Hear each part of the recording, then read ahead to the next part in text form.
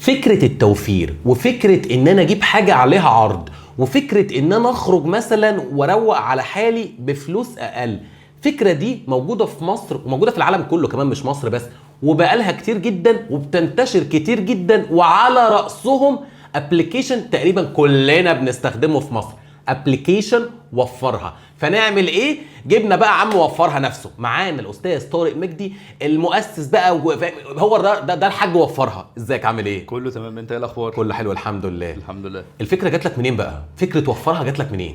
فكرة جات لنا من حوالي 16 سنة. احنا كنا مستخدمين مش هقول بقى تطبيقات عشان ساعتها ما كانش فيه تطبيق، كنا مستخدمين للويب سايتس او الكتيبات او الكروت اللي بتقدم تخفيضات. انا فاكر الكروت دي أيوة. كانت بتديك كده زي اسمها ايه، بامفلت كده او بتاع كده فيها كوبونات وتقطع وتعمل وبتاع. ايوه كان اسمه اكسكلوسيف باين. كان في كذا حد بيقدم الخدمه دي في السوق المصري، وكان في حاجات كمان جت مصر بويب سايتس بتقدم الخدمه دي اونلاين. بس كان اونلاين ان انت تدخل تشتري فيجي لك شركه توصيل تديك كود، الكود ده تدخله على الويب سايت يبتدي يطلع لك الفاوتشر اللي تروح تستخدمها. ف يعني كنت هيفي يوزر لحاجه زي كده، وكنت بحب اجرب الاماكن عن طريق الاوفرز دي، عشان كنت عايز اتفسح كل يوم او اخرج كل يوم او اشتري حاجات كل يوم. وفكرت ليه ما اعملش حاجه زي كده، او ليه ما اقدمش الحاجه بالطريقه اللي انا عايز اخد بيها نفس الخدمه او نفس المنتج، بس بحاجه مختلفه يعني بالتفكير بتاعي يعني. فطلع من ساعتها أيوة. وفرها. بدأته ازاي؟ كان مشروع تخرج يعني وانا بدرس اصلا. وانا بدرس. قدمت ده الكيس بتاعتي وانا بتخرج، كان هو ده المشروع بتاعي يعني. فكنت بدرس وبرجع اللي بدرسه ده بطبقه في الشغل. وانا ما اشتغلتش في مكان قبل كده، هو ده المكان الوحيد اللي انا اشتغلت فيه. يمكن درست في حوالي 5 أو 6 جامعات مختلفين. درست ايه؟ درست تجاره، درست كمبيوتر ساينس، درست هندسه، ما شاء الله. واتخرجت بزنس ادمنستريشن. ايه ده كله ده؟ ما هو كان في فتره كده ما كانتش الرؤيه واضحه لحد ما استقريت واتخرجت بزنس ادمنستريشن امتياز الاكاديميه العربيه او الاكاديميه البحريه يعني.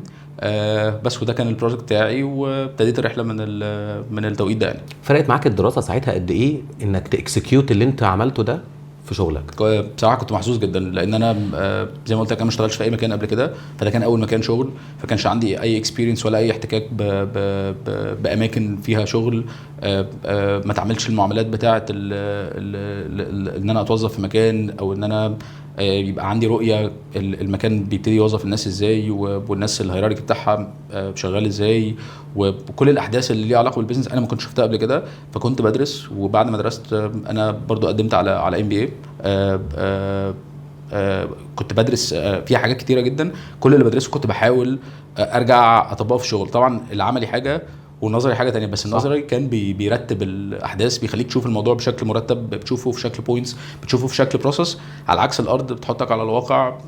تمام، في جزء من اللي مترتب ده حقيقي ومظبوط ولطيف جدا، وفي جزء تاني الارض هي اللي بتحكم بقى ازاي تتحرك وازاي تنفذ الاحداث اللي بتحصل دي يعني.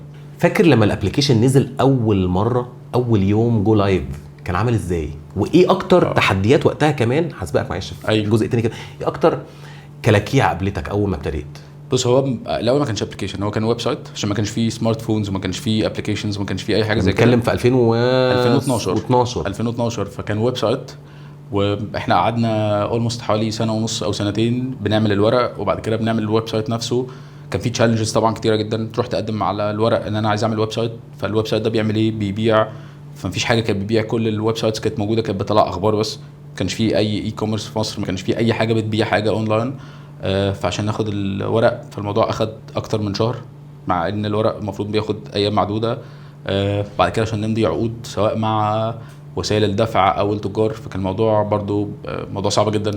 الناس بالك برضو انت 2012 انت في عز بقى الزخم السياسي في مصر، وفي مزبوط. عز القلق يعني انت برضو ابتديت في وقت حرج زي ما بيقولوا. وقت حرج، كان فرصه، بس كان يعني كل الفرص دي زي ما انت بتقول كده الناس كلها قلقانه، الناس كلها ما عندهاش ثقه، الناس كلها اصلا ما كانش عندها استخدام الدفع الاونلاين ده. يعني انا فاكر زمان يعني اللي كان بيشتري اونلاين ده كان يعني فاهم كان محطوط في حته كده اللي هو انت بتشتري مقطع بطاقته. وكان بيشتري من بره مصر وبتاع، وكان معرض ان هو يتسرق في حياته يعني كان الموضوع جديد وناوي لغايه دلوقتي وحياتي. ايوه بس وربنا لغايه دلوقتي مش زي زمان طبعا. مش بنفس المعدات خالص ولا نفس المايند سيت خالص، بالعكس يعني كل الامور اتغيرت يعني. فطبعا كان التحديات كلها والتشالنجز كانت من اول خالص الورق، وبعد كده ان انت يبقى عندك اصلا السيستم نفسه اللي تبتدي تعمل عليه حاجه. رحنا نعمل السيستم عند شركه، حاجه اتاخرت، فقعدنا حوالي سنه ونص او سنتين. بعد كده طلعنا اليوم اللي احنا طلعنا فيه ده كان زي النهارده بالظبط 1 اكتوبر. النهارده 1 اكتوبر، احنا مصورين الحلقه دي تاريخ 1 اكتوبر عشان لسه هتنزل قدام شويه. ايوه من 14 سنه بالظبط كنا طلعنا لايف. طبعا قبلها زي ما قلت لك سنتين شغل، ويعني كنا مركزين جدا ان احنا حاطين كل حاجتنا، كنا عاملين اناليسيس كويس جدا للماركت كله ومذاكرين بقى مذاكره سنتين بقى فاهم. وبعد كده طلعنا عاملين كل حاجه في السيستم وما حطيناش الترانزاكشن اي دي، مش من ضمن الحاجات الموجوده اصلا عاملين كل حاجه في الدنيا، وعاملين حاجات لحد دلوقتي يعني اولموست في ناس بتشتغل بيها لحد دلوقتي، او حاجات زي البرومو كود زي حاجات كتيره جدا موجوده دلوقتي والناس تستخدمها بشكل قوي جدا من 14 سنه. بس ما كناش حاطين الترانزاكشن اي دي which is يعني كانت حاجه غريبه كارثيه طبعا، حاجه كارثيه. بس يعني في عدد يعني احنا اول يوم ده قعدنا كذا ساعه، وبعد كده حصل اول ترانزاكشن ففوجئنا ان احنا مش حاطين ترانزاكشن اي دي، مفيش حاجه بتكاونت الاي دي بتاع الترانزاكشنز، فعدلناها على طول. اولموست خد مننا حوالي يومين او 3، وبعد كده ابتدينا بقى الرحله بقى بتاعت وفرها يعني. ترانزاكشن اي دي بس اللي مش عارف اللي هو ايه، انا عملت كام معامله النهارده او حصل كام تعامل النهارده على الويب سايت او على الابلكيشن.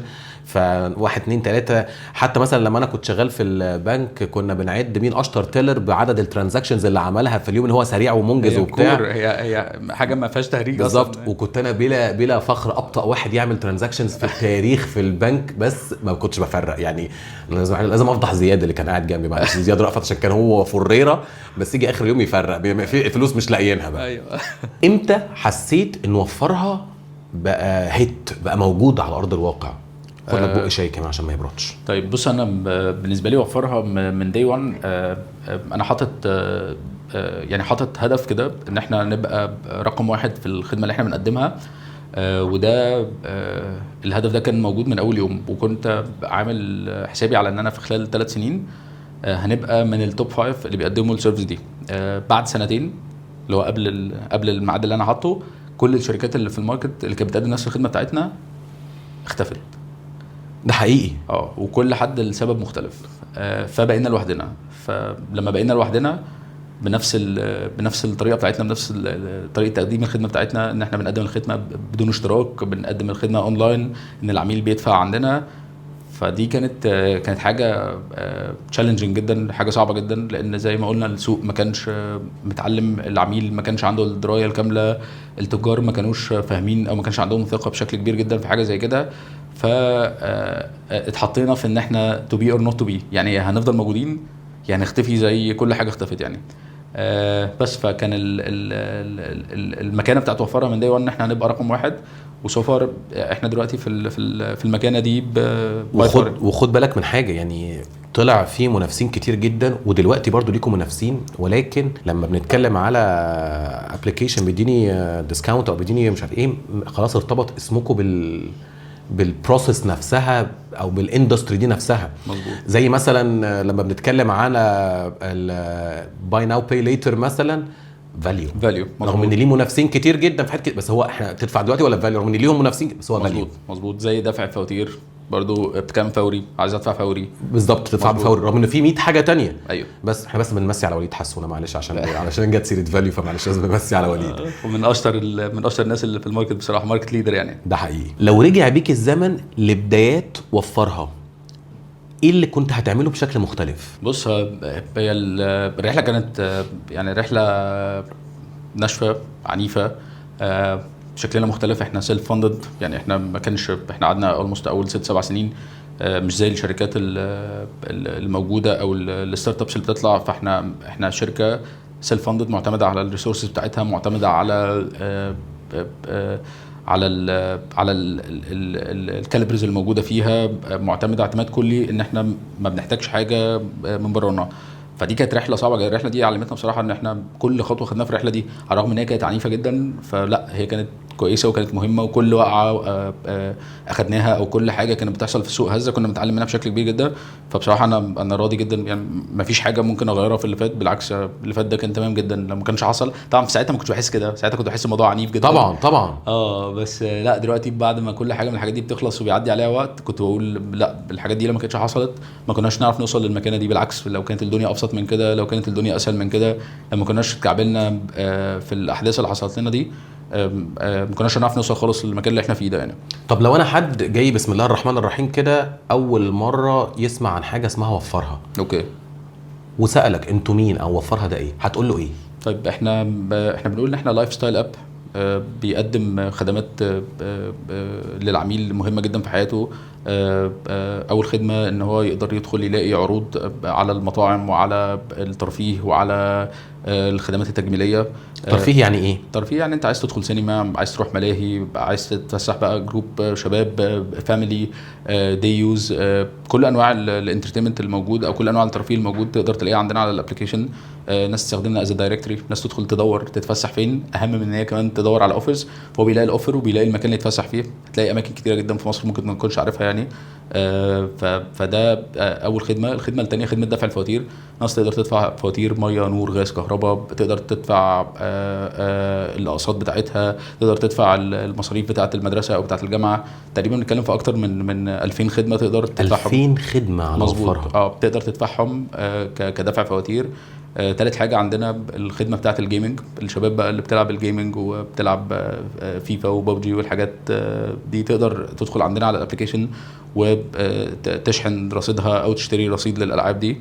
وعندنا خدمه الباص تيكتنج، تقدر تعمل حجز الاتوبيسات، حجز ودفع. حجز يعني لو انا مسافر مثلا غردقه، مسافر دهب، مسافر اي حته في مصر، تقدر تدخل على الابلكيشن عندنا تحجز وتدفع وتقسط اصلا. كمان.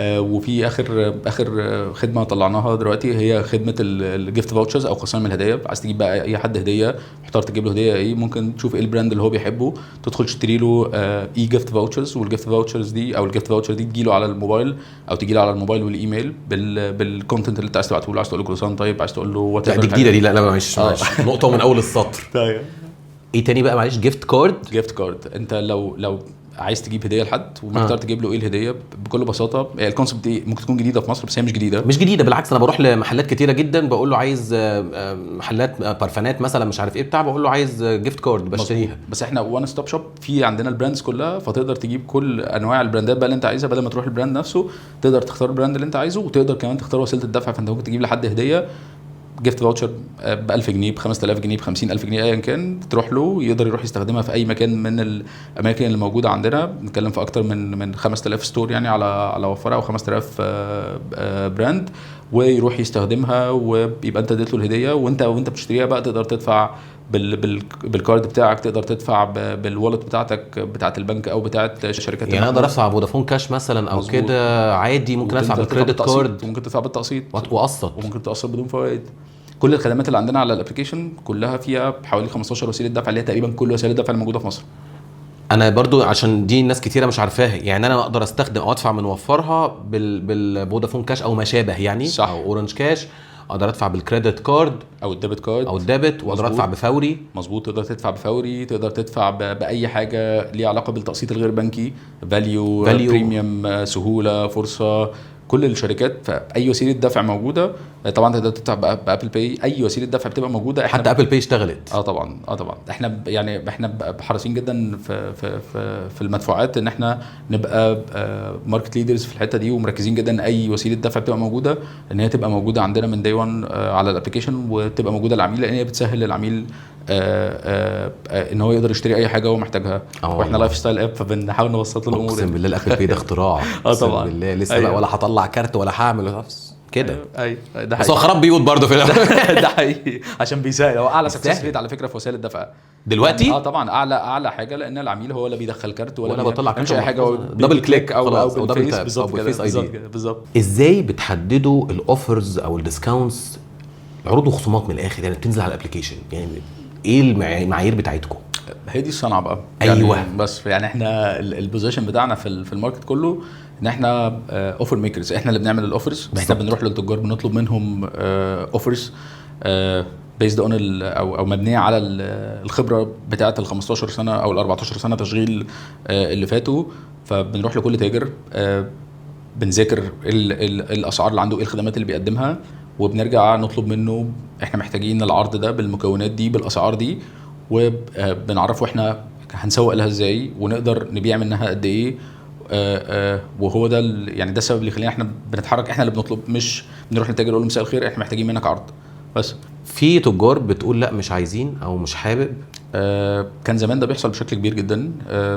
دلوقتي يعني احنا تقريبا معانا الماركت كله، فيعني قليل جدا لو في حد بتقابله مشكله او مش حابب يشتغل معانا. ولو في حاجه زي كده بنحاول نقدم، عندنا حلول كتيره جدا مختلفه للتجار بقى، حلول في المدفوعات، حلول في الماركتنج اللي احنا بنعمله، حلول في البوزيشننج. عندنا حلول كتيره جدا تغطي احتياجات التاجر، تخليه بشكل كبير جدا يكون معانا ويفضل مكمل معانا. احنا معظم التجار اللي بتشتغل معانا وانس ان هو اشتغل بيفضل مكمل، فده بروف ان هو بياخد اللي هو عايزه، معناه ان هو بياخد اللي هو عايزه ان هو بيفضل مكمل.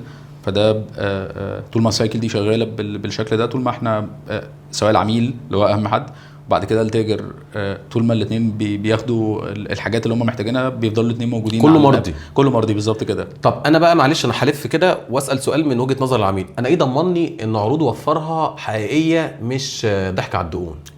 بسيط خالص. انت تقدر تدخل تشوف العرض قبل ما تشتري العرض، تقدر تدخل على المكان نفسه اللي فيه العرض لوحده من غيرنا ترفع سماعه التليفون تساله على سعر الحاجه، تقدر تتشيك لو عنده برايس ليست حاططها اونلاين.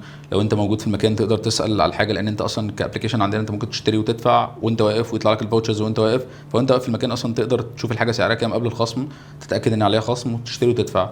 طيب في حاله انت اشتريت حاجه، الحاجه دي انت مش مبسوط منها او الحاجه دي انت مش هتستخدمها او حصل اي ظرف عايز ارجعها، عايز ترجعها، تدخل على الابلكيشن تعمل ريفاند ريكوست وبنرجع لك فلوسك على نفس وسيله الدفع اللي انت دافع بيها بكل بساطه.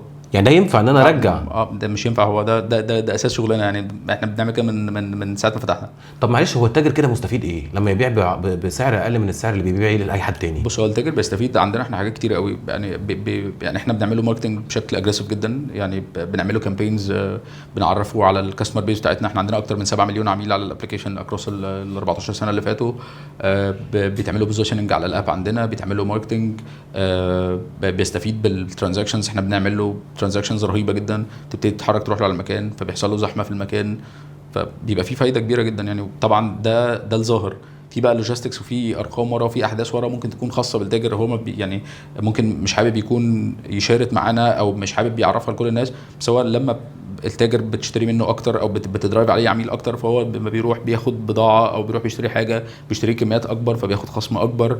لما بتعمله زحمه في المكان فالزحمه بتجيب زحمه، الفيزابيليتي اللي بتعمله والماركتنج اللي بتعمله بيحطه في بوزيشننج مختلف وهكذا. زي حد كده من البراندات الشهيره يعني بدون ذكر اسماء، هو بيتعمد انه يصور زحمه قدام الفروع عنده بشكل ما انه يقول يا جماعه لا ده انا عندي كتير وعندي زباين كتير ومش عارف ايه. طبيعي ان الزحمه بتجيب زحمه بشكل عام، فانت وانس المكان بقى فيه زحمه طبيعي جدا الناس تبقى، لو انت واقف فود كورت او انت واقف في مكان ومش عارف تختار، فدايما هتبقى ميال للمكان الازحم اللي عليه زحمه، اللي عليه زحمه، فده معناه ان هو فعلا شغال. بس بغض النظر بقى عن الاستراتيجي بتاعته ايه يعني. انا فعلا كده يعني لما ببقى في مول مثلا عايز اكل حاجه ببص على الفود كورت اشوف يا ربي هو مين عنده اكتر زحمه انا اروح له رغم انه عنده زحمه بس ده عليه رجل، فالزحمه دي من ضمن المكاسب يعني. طب افرض ان العميل لقى العرض مش زي ما هو موجود، يشتكي فين؟ على الابلكيشن عندنا على طول، او الهوت لاين، يعني يقدر يكلمنا على طول على الهوت لاين او يدخل على الابلكيشن على طول لايف شات بيقول شكوته على طول، او لو هو واقف في المكان واشتكى عند التاجر وحصل شكوى فالتاجر دايما في تواصل معانا، فبنحل العميل مشكلته في دقائق معدوده، لان العميل ده مسؤوليتنا. العميل بيكون مشتري ودافع عندنا، فهو راح المكان عن طريق وفرها، فوفرها هي المسؤوله عن كل حاجه، فهو يقدر يتواصل معانا. واحنا عندنا الكاستمر سبورت شغال سواء اونلاين او على الهوت لاين، في الحالتين بنسبورت العميل بشكل سريع جدا، عشان مقدرين ان العميل اختار ان هو يشتري عن طريقنا، وان العميل واقف في المكان نفسه وعايز يستخدم، فاي مشكله بتقابله هي مسؤوليتنا يعني. وكده كده العميل اصلا لو مشكلته اتحلت الورد اوف ماوث بقى اللي هي ايه؟ أيوة. اسهل ماركتنج كده يا جماعه. أيوة. انا كلمتهم انجزوني في ساعتها مش عارف ايه، تك تك تك تك خلاص. حابب بالنسبه له السيء في روايه احدهم هو المكان اللي ما لقاش عنده الحاجه. ده بيحصل لان بص هو في الاول في الاخر العميل مشتري من عندنا احنا، فاحنا لازم نحل له مشكلته. المكان بقى لو ما حلش مشكلته طبعا بيبقى ليها بروسس عندنا مختلفه.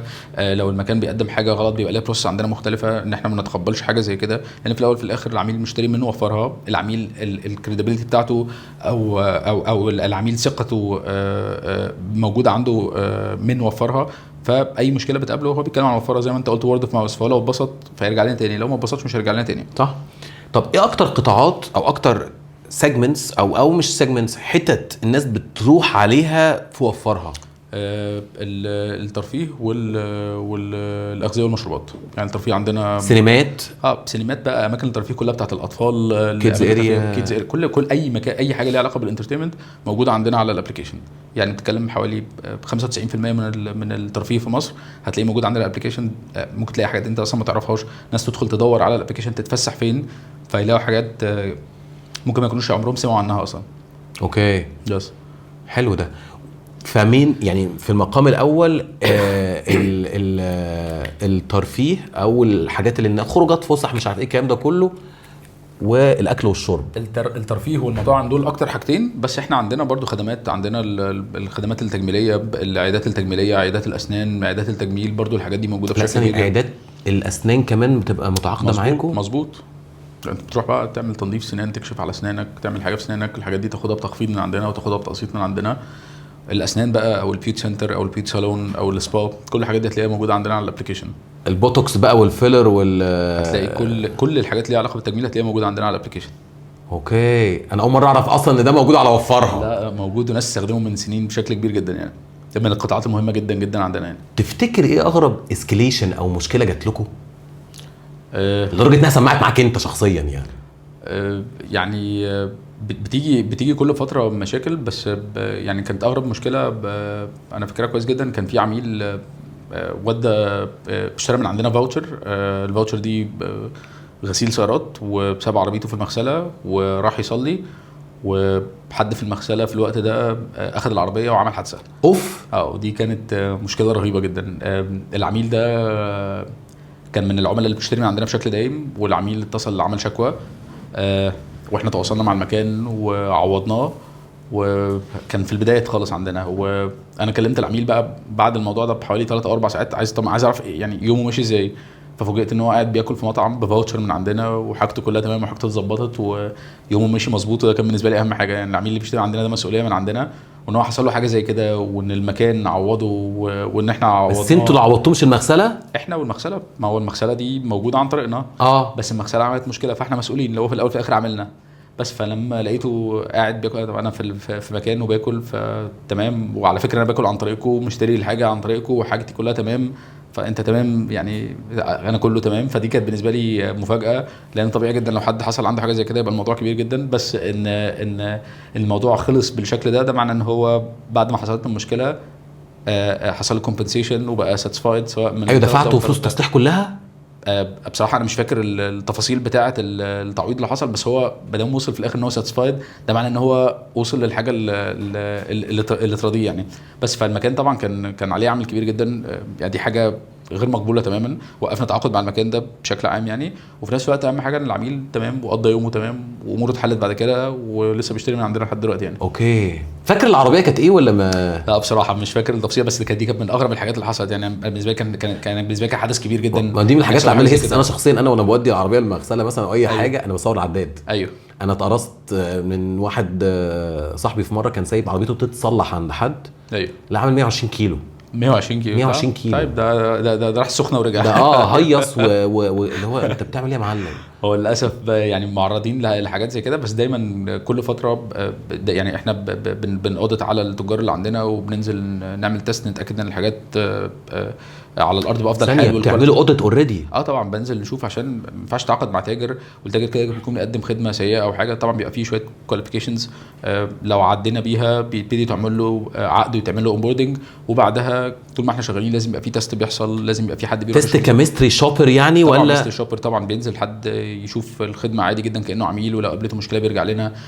عندنا ريفيو، انت بعد ما تستخدم اي حاجه على الابلكيشن عندنا بيطلع لك ريفيو، فانت لما بتريفيو لو الريفيوز دي قلت عن سكور معين بنبتدي نكلم العملاء نفهم منهم التفاصيل، نعرف ايه المشكله، بعد كده نرجع ندي الارم للتاجر التاني التالت، بنفسخ العقد ونوقف الخدمه. والله بنحافظ على العميل يعني، ده طبيعي جدا.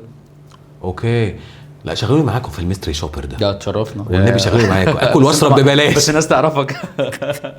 بس تعرف ان انا معوفرها. ممكن صح صح. لو هتقول نصيحة واحدة لأي مطعم أو شركة ناوية تفتح في السوق المصري وأنت بقى عندك خبرة كبيرة قوي في الحتة دي تحديدا، هتقول لهم إيه؟ لازم يبقى دارس السوق كويس جدا. لازم يبقى عنده هدف واضح وبلان واضحة، عشان المنافسة قوية جدا في السوق المصري. بالظبط. انت محتاج يبقى عندك هدف واضح، بلان واضحة، حاجة بتقدمها بشكل مختلف عشان تبتدي يبقى عندك قاعدة عملاء بتجيلك، ويبقى عندك كاستمر. لازم تحافظ جدا جدا على العميل، لازم تسمع فيدباك للعميل.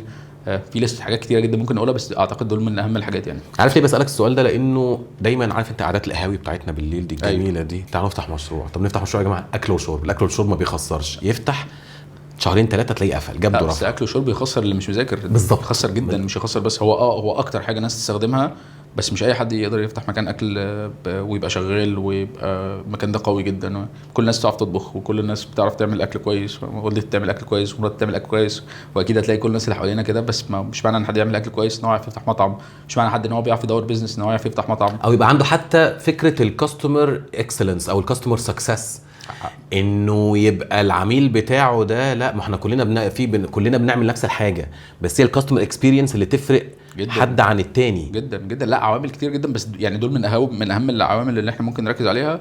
فلا هي لسته كبيره جدا من الحاجات اللي احنا ممكن نقولها، بس اي ثينك دول اهم حاجات يعني.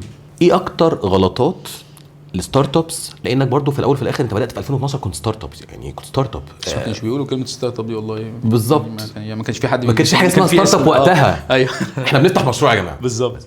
ايه اكتر غلطات انت شايف الشركات الصغيره او اللي لسه بتبتدي بتعملها بتخليها تقفل؟ بص، اكتر غلطه الموست كومن يعني، او الاكتر حاجه مشتركه ما بين الناس، ان دايما الناس بيدوروا على اصدقاء او قرايب يشتغلوا مع بعض.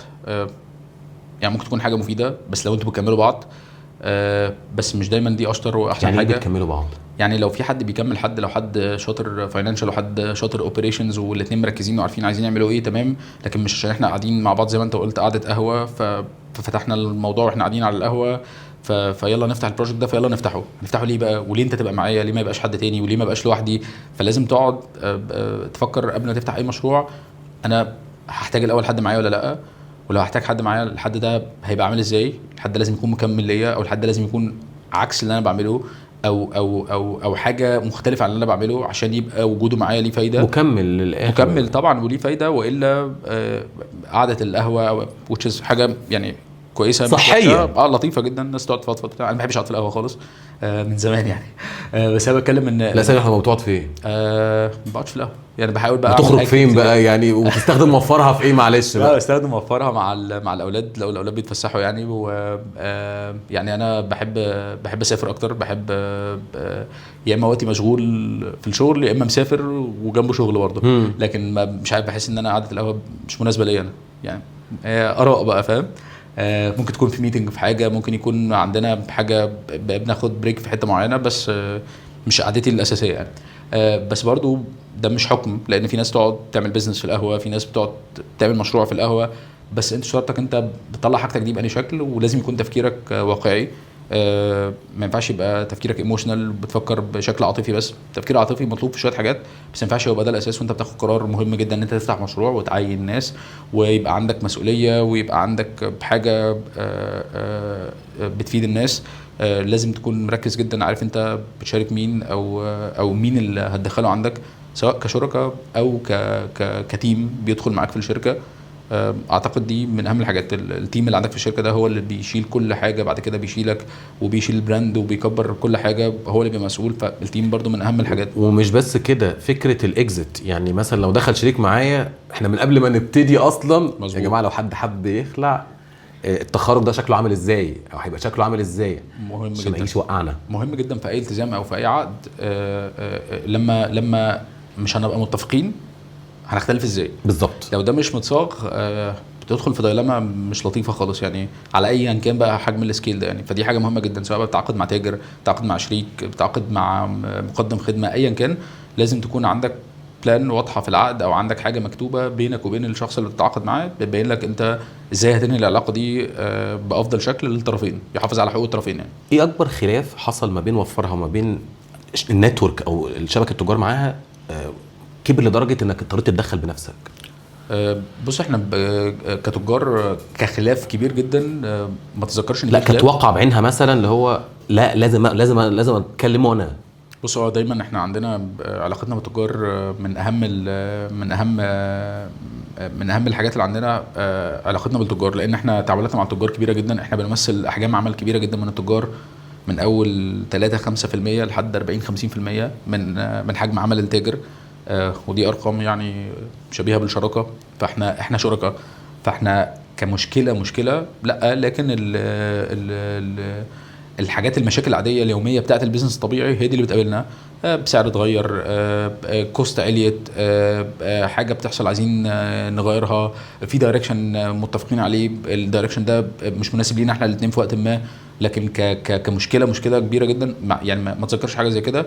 لان احنا في عندنا بروف كده زي ما قلت لك، ان ما دام التاجر مكمل معانا معناه ان هو مبسوط. عدد التجار اللي اشتغل معانا وما بقاش شغال معانا يعتبر عدد معدود جدا لاسباب كلها خارجه عن ارادتنا. فحريصين جدا جدا جدا على التاجر، نفس الحرص ده اللي بنبقى حريصين بيه جدا على العميل. بس ف يعني جزء من الحاجه او جزء من اللي نوفرها موجوده دلوقتي سمعتنا سواء مع العميل ان هو لو اشترى حاجه وقابلته مشكله بنرجع له فلوسه، لو اشترى حاجه مش عايز يستخدمها بنرجع له فلوسه. نفس الموضوع مع التاجر، لان احنا بنحصل فلوس التاجر ونرجع نحاسب التاجر. فاحنا لو مش ملتزمين او عندنا مشاكل ماديه او عندنا سمعه، هتلاقي التاجر الناس طلعت تتكلم شكرا ما كناش هنكمل اصلا للتوقيت ده. وده كان جزء كبير جدا، او ده كان سبب من الاسباب الكبيره جدا ان في جزء كبير جدا من المنافسين قفل. وده حطينا ساعتها في موقف سيء جدا، ان انت بتدافع عن حاجه وكل اللي موجود او كل اللي حصل قبل كده بيقول عكس اللي انت بتعمله. فده كان حاجه صعبه جدا يعني. بصراحه مش متذكر حاجه كارثيه حصلت مع تجار طب ده الحمد لله، دي حاجه حلوه الحمد لله، الله اكبر يعني. في لحد الخشب دلوقتي يعني. ليه بيتبص في مصر هنا للي واخد برومو كود ده او فاوتشر بصه اللي هو ولا انت جاي تشحت مني؟ يلا انت اركن على جنب. عارف اللي هو بيتعامل معاه معامله، يعني بيتعاملوا معاه معامله مش حلوه. بص هو ده مش ده الاغلبيه يعني. في جزء فعلا، او في تجار، او في مش هقول تجار حتى، في نوعيه موظفين معينه أيوة. في اماكن معينه. الكاشير، انا بالنسبه لي الكاشير هو اللي بيعمل الكاشير او اوبريشنز، لان برضو مش هنقدر نجزم. بس ده معرض يعني ده احيانا بيحصل. احنا شغالين بشكل قوي جدا على حاجه الفتره اللي جايه، ازاي نعمل زي حمله توعيه على الارض.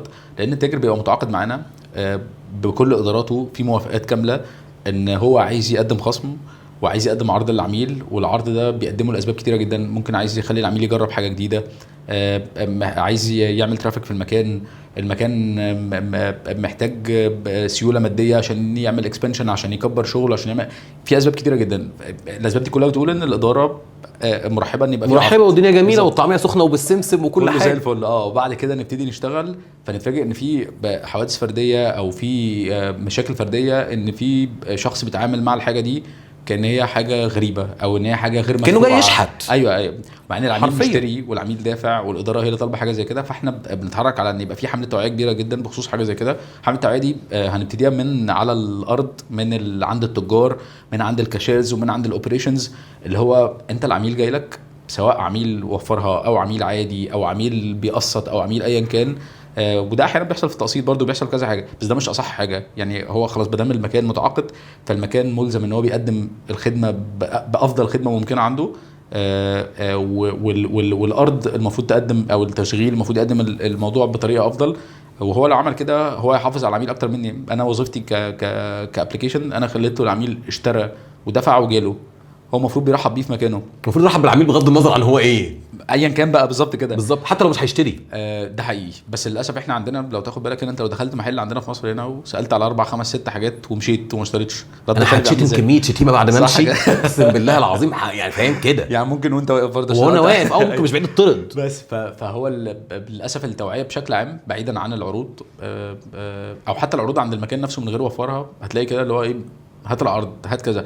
فاحنا بقالنا يعني حوالي 14 سنه اولا العروض بتاعتنا ما فيهاش إلنا، يعني دايما العميل بيبقى متخيل ان العرض فيه إلنا، فاحنا حريصين جدا العروض بتاعتنا ما بيبقاش إلنا او فيهاش حاجه مستخبيه.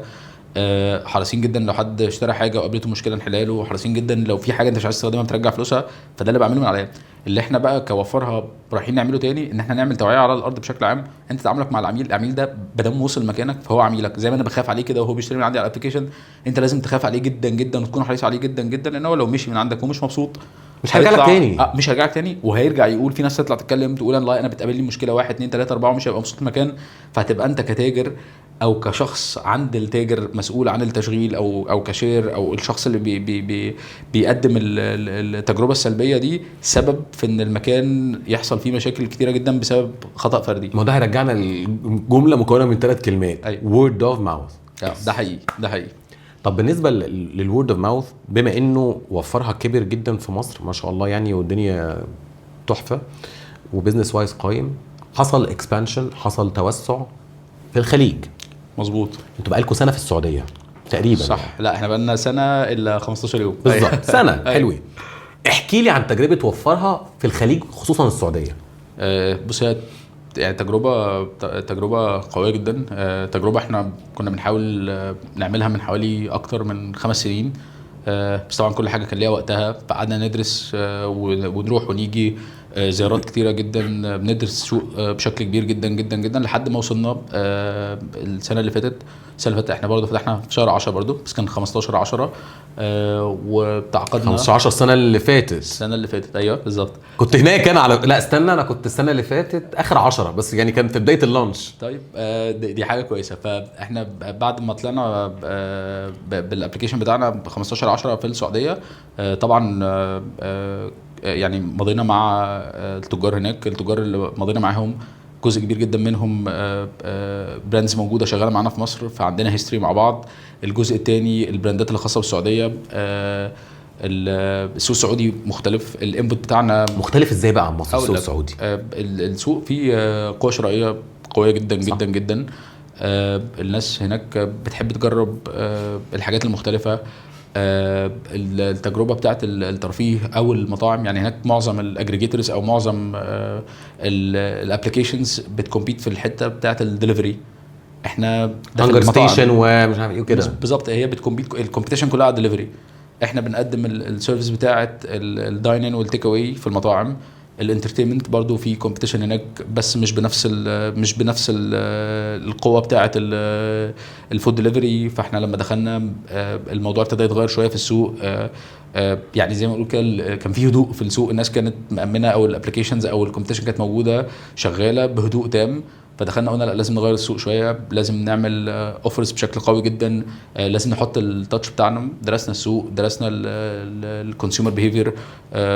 العميل السعودي عايز ياخد سيرفيس ويبقى مبسوط، عايز يقسط بتابي وتماره. كنت هقول لك تابي وتماره هيبقى مبسوط جدا ان هو خد تخفيض، والتخفيض ده خده بتقسيط، والتقسيط ده بدون فوائد، فهو رايح يتفسح. يعني الناس عندنا في ترانزاكشن بتتقسط 10 ريال بيقسطها 3 شهور من عشان هو التقسيط عنده اوبشن ببلاش من غير اي فيز، من غير اي حاجه، فيشتري اكتر. فبصراحه تجربه شيقه جدا وهنتنقل منها. يعني ان شاء الله قبل نهايه السنه هنفتح بلد. ده كان سؤالي الجاي اصلا. يعني فين بعد السعوديه؟ عمان، ان شاء الله قطر، بحرين. يعني هنحاول قطر. انا رايح ان شاء الله اخر السنه قطر يعني. أيوة. فان شاء الله رايح الدوحه اخر السنه هنحاول. بس لا، احنا عاملين حسابنا السنه الجايه يعني. بس لو رحت بقى عمان ان شاء الله قبل اخر السنه تقدر تستخدم الابلكيشن بتاعنا. والله أكيد. يعني قبل اخر السنه عمان هنشتغل. عندي سؤال معلش عن السعوديه. ماشي، انتوا اشتغلتوا مع البيك ولا لسه؟ قريب جدا. البيك عشان فاهم ده نقطه ضعفي، معلش نقطه ضعفنا كلنا. علامه هناك، علامه مسجله. هناك انا احب البيك، احب الرومانسيه. معلش مش دي مش اعلانات للمطاعم يا جماعه، هناك هم مش محتاجين اعلاني اصلا. بس انت بتقول ده ان انت راجل اكيل وبتحب بتذاكر بتذاكر عارف بتاكل ايه. البيك الرومانسيه. في حد كان في الرياض اسمه السياخ تقريبا، كان أيوة، جربته، كان سياخ حاجه كده، كان حلو جدا. ايوه الشاورمات بقى يعني، لا الرياض او السعوديه عموما الاكل فيها حلو يعني. ده حقيقي. الاكل والترفيه هتلاقي عامه الخدمات بشكل صح. عام، لان العميل هناك ما بيقبلش غير بمستوى خدمه معين، فهتلاقي كل الخدمات حتى القهوه بتتقدم. مثلا هاف مليون هناك من البراندات بتاعت القهوه القويه جدا جدا، وطوابير عليها بقى يعني. لما تروح بقى هناك افتح الابلكيشن عندنا هتلاقي حاجات كتيره من اللي انت بتقول عليها، وهتلاقي حاجات مختلفه تقدر تدخل الجو بس يفك شويه، عارف انت الجو بس يفك يعني شويه كده وابتدي اروح. هتتبسط هناك، هتتبسط جدا. يعني كده بنتكلم في اكسبانشن او توسع في قطر، عمان قبل اخر السنه ان شاء الله، قطر على السنه الجديده، قطر وبحرين والبحرين. ده لحد 26 بقى، ممكن يزيد عليهم حاجات. الامارات يا لسه عشان الكومبيتيشن هناك يعني مش فيرس. انا عايز هو هناك السوق اديوكيتد جدا. السوق بقى له اكتر من 20 سنه شغال بنفس الطريقه اللي احنا شغالين بيها دي، فاحنا حابين نوصل هناك نشتغل نقدم حاجه مختلفه. فيمكن احنا مأجلين التوقيت ده شويه، لما نفتح بقيه البلاد نقدر نروح هناك هيبقى الموضوع مختلف شويه. اتوقع لما انتوا رحتوا السعوديه كنتوا انتوا تقريبا برضو اول حد يفتح بالشكل ده.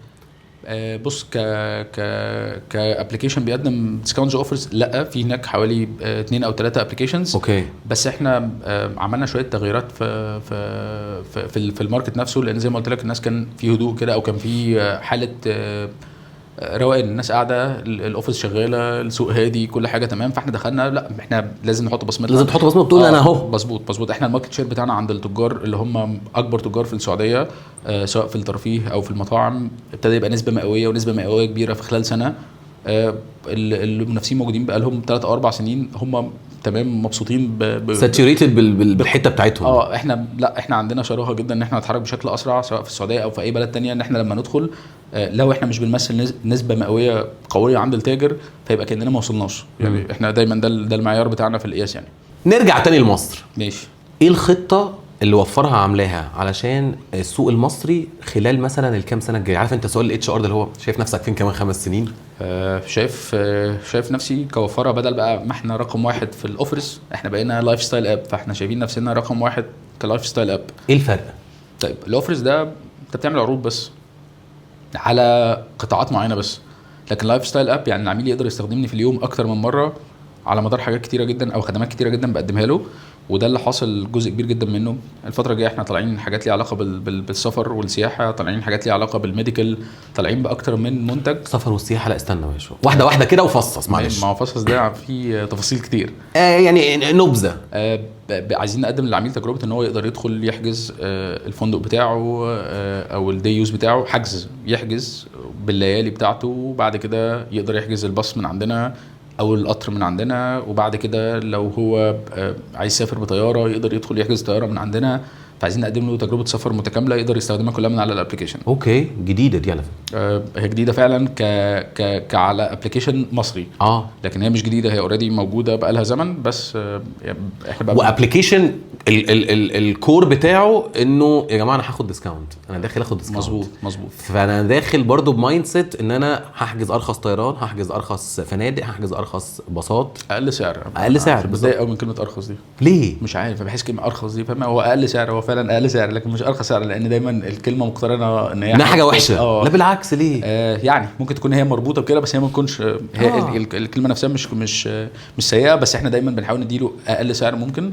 وكمان بنفتح له التقسيط، وعايزين دايما العميل يبقى متدلع، بنقصد جدا ان العميل يبقى متدلع قوي يعني.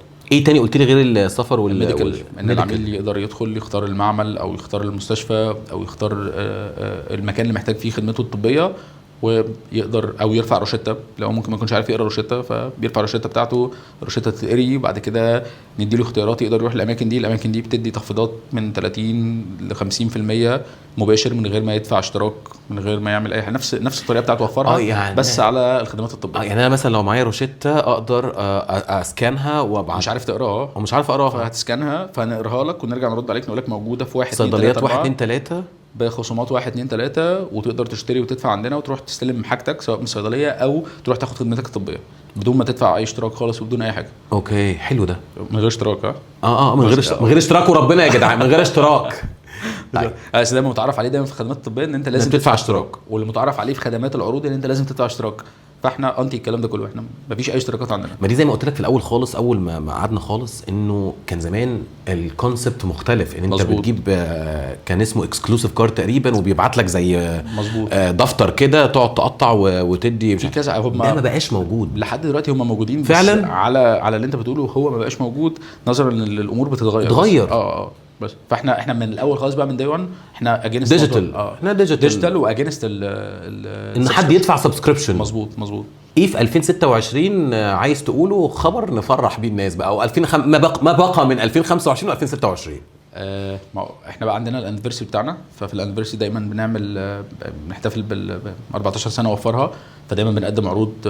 احنا اصلا طول السنه بنعمل عروض، فاحنا بنعمل عروض على عروض، فبنقدم حاجات قويه جدا. والسنه الجديده بقى زي ما قلنا الميديكال او الخدمات الطبيه دي من الحاجات المهمه جدا، وبنحاول احنا نطلع بالخدمات بتاعه السفر والسياحه يعني. حلو قوي. لو هقول لك اختصر كده رحله وفرها في كلمه مثلا واحده، دي هتسميها ايه؟ او جمله هنقول لو عايزين نختصر وفرها هنقول ان احنا بالاستمراريه كونسيستنسي، ان احنا نفضل مستمرين بنفس الطريقه اللي احنا بدأنا بيها، ونحافظ جدا على الحاجات اللي احنا بنيناها يعني. انت بنيت وفرها؟ احنا بنينا وفرها. جميل. بس كان جزء كبير منه انت صح؟ انا ومراتي هي كوفاوندر معايا، بس ما تقدرش تطلع بقى معانا والحاجات دي، مش عارف ليه يعني. مش عارف يعني. طيب وانت ما اشتغلتش يعني، انت ما مرتش باي مرحله كوربريت سايكل او كوربريت لايف عند اي حد؟ مظبوط. لو حد بيتخرج دلوقتي لسه فريش جراد، تقول له ابتدي حاجه، ولا ابتدي اتكحرت وبعد كده ابتدي حاجه، ولا اتكحرت على طول واشتغل موظف؟ لا، هو عنده فرصه يتكحرت يفهم شويه، عشان يعني انا في حاجات اتعلمتها خدت مني وقت طويل جدا عشان انا ما مرتش بيها، فلو عنده فرصه ان هو يمر بالحاجات دي طبعا افضل بكتير جدا يعني. انا كنت محظوظ وكان في قدر ان انا الامور مشيت بشكل لطيف جدا، بس انا يعني مش دايما ده اللي ممكن يحصل يعني احتماليه حدوث اللي حصل ده قليله قوي. بس فهو لا، لو عنده فرصه يروح يتعلم حاجات تختصر عليه وقت بعد كده طبعا يروح يتعلم يعني، هو بطوله احسن ما يبقى في ظهره ناس. صح. بمناسبه بقى ان انت لسه قايل حالا انه ان مراتك هي الكوفاوندر. ايوه. بما ان احنا بقى لنا سنين كتير قوي في وفرها، وسنين كتير قوي انتوا شغالين مع بعض، فلو حابب توجه لها كلمه بمناسبه الانيفرساري، بمناسبه الرحله الطويله بتاعت وفرها دي، ده اخر سؤال معايا يعني. نستحمل بعض. نستحمل بعض. يا ساتر يا رب.